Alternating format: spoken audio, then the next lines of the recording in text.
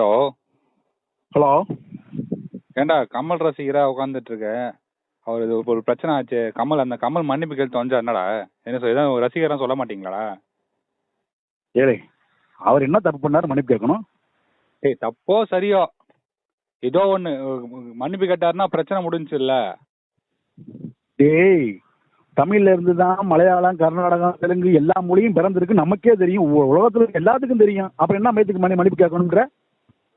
சரிடா, மன்னிப்பு கேட்கலன்னா கூட இப்போ சத்யராஜ்ல அந்த பாகுபலி படம் வரும்போது அந்த பிரச்சனை ஆகும்போது அவர் அட்லீஸ்ட் மன்னிப்பு இல்லாம ஒரு வருத்தமா தெரிவிச்சார்ல.